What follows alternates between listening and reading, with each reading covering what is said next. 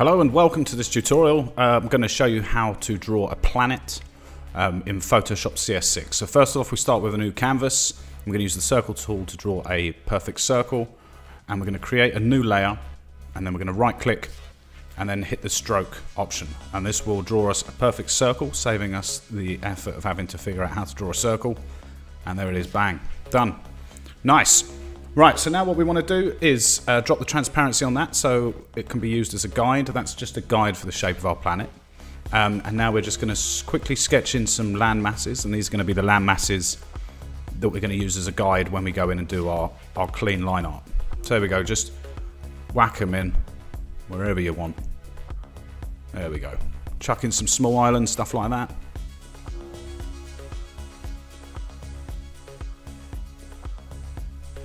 Beautiful, look at that. Right, so we've got what looks like a planet.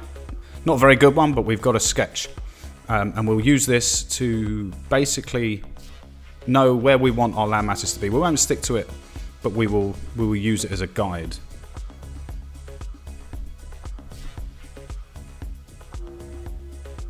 Just cut a bit out there. There we go, stick that down, transparency down to 25 as well. And we've got ourselves a sketch we can use. And we're going to create another layer above that. But before we do that, we're going to merge the sketch layer down into one, call it sketch, and then we'll give it a color tag so we can at a glance know which one's our sketch layer. And there we go. So we've got a new layer, and this is going to be where we do our line art. So I'm going to sort my brush out. I'm going to go for a solid brush with no pressure sensitivity. I'm going to drop that down to a 3. So I'm using a 3 brush, maximum hardness, just a standard brush, no special brushes here. And off we go. So by pressing R in Photoshop CS6 and Photoshop CC, you can rotate the canvas, which is extremely important for drawing a planet, as you're going to always want to be drawing at the top. So even when you're drawing underneath the planet, you want to rotate the canvas so you're still drawing on the top. So this gives you a clear indication of where the sphere of the planet is. You always want to work with a sphere. Okay, so I'm just laying in some mountains, drawing some lines, a couple of big mountains there behind the horizon.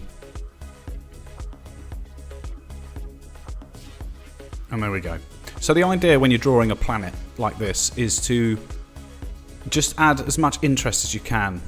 Over-exaggerate features like these mountains would be massive if this was a real planet. They would be huge. But for a cartoon image of a planet, this is you want to exaggerate. And as you can see, I'm keeping to my guide, but not perfectly. Just being a bit more random with the lines, because a coastline wouldn't be perfectly smooth or straight. That wouldn't look very good. So a few more mountains there, and we'll bung in a couple of mountains that sit behind the horizon of the ocean, which we'll just whack in there. There you go. Slightly lower than the landmass. Okay. And I do a lot of sort of little broken scratches and stuff all over the image, so you get a sense of texture on the planet.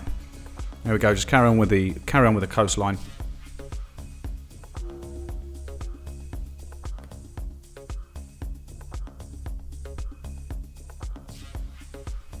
Little outcrops and little cut-ins and things like that. Just zoom in and out a lot just to make sure it all still makes sense. And it does. There we go. Just carry on with that coastline.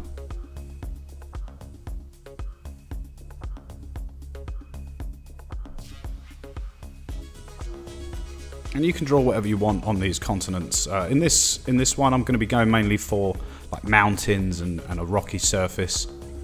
Maybe throw in some desert or something like that. But you could do whatever you wanted. You could have huge volcanoes, you could have craters, you could have massive cuts through the entire planet, anything you want. When I made my game Geo, I had to design nearly 100 of these. And they had everything from sort of smooth marble-like planets to ones covered in glowing orbs and things like this. So you can do whatever you want, but for this one we're going to do mountains and rocks and stuff. Okay, we just go around and add some more detail. And then we get to the coastline. What we're going to do is these little fleck lines like that, little scratchy lines, and that gives sort of the idea that the coastline is higher than the water, sort of like a cliff face, you know. And again, just exaggerating, obviously, the height. And what I'm doing here is just cutting through the continent sort of what could be a dry river or just an area that's lower, a canyon or something. And you really just want to add as much interest to the image without overdoing it, really. Just sort of infer that there's something there, because you are still looking at a planet from a long way off, so you wouldn't be able to see everything. But you want to be able to put enough in that it's not a boring planet.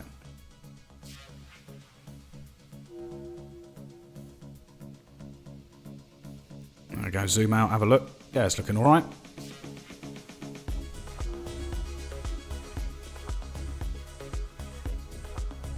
Always rotating so that I'm working at the top of the image.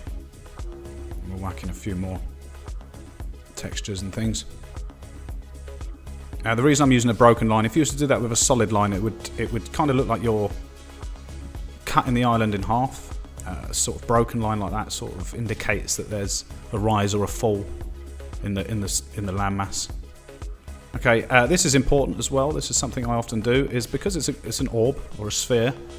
We do these sort of lines showing the shape of the land, showing the shape of the planet. So these sort of curved lines, whilst they also give texture to the land, they also help whoever's looking at it understand that it's spherical.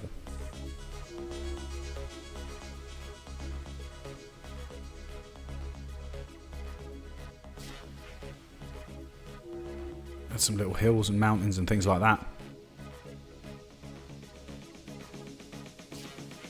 And some more bits here. There we go.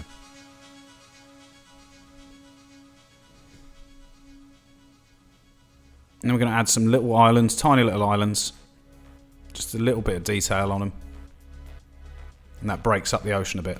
Because you would have little islands. You don't have to, but you would do really if there was an ocean with big continents. And what I'm going to do now is speed up while I do the other continents. Okay, we continue as we were before. Just adding some detail. And here I'm going to add what I'm trying to show is like a desert. These sweeping lines across the landscape, like sand dunes. They're very big sand dunes, but it's an interesting part of the planet. Little curved lines, some more little islands, and just carry on as we were on the first continent, just adding bits of texture, little scratches, little pock marks, things like that.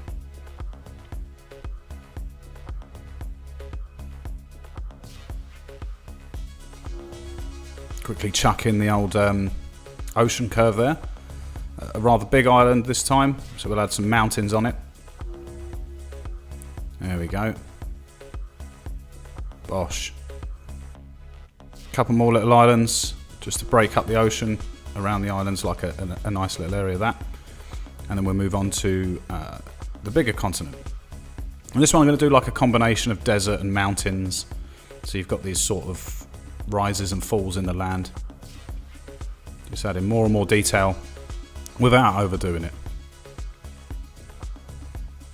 And for this area over here, I'm going to try something just a little bit different to break up this area. I'm going to do like some damage to the planet, so like a gouge out of the planet's surface or something like that. As you can see, we're just taking a chunk out there.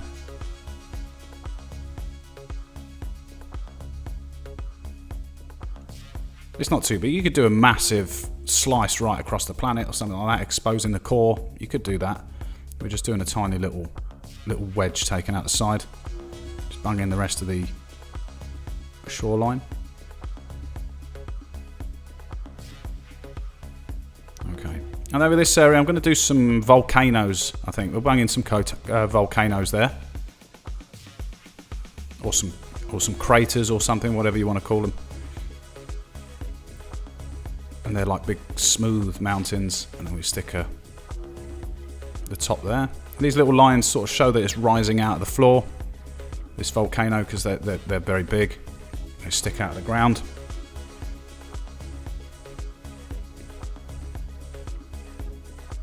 And what you want to do is get a nice sort of horizon around the edge. So it's not a perfect sphere. If you want it really cartoony and interesting. A real planet would look completely spherical from a distance, but as we're going for like a cartoon look, which is good for video games, things like that, you want to have as much detail and as much interest as possible.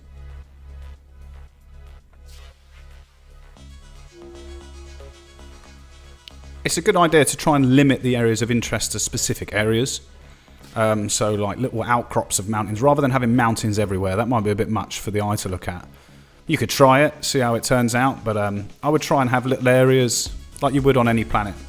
So we've got a little volcano area here, we've got a little mountain area over there. And then we just add some more little scratches and things like that.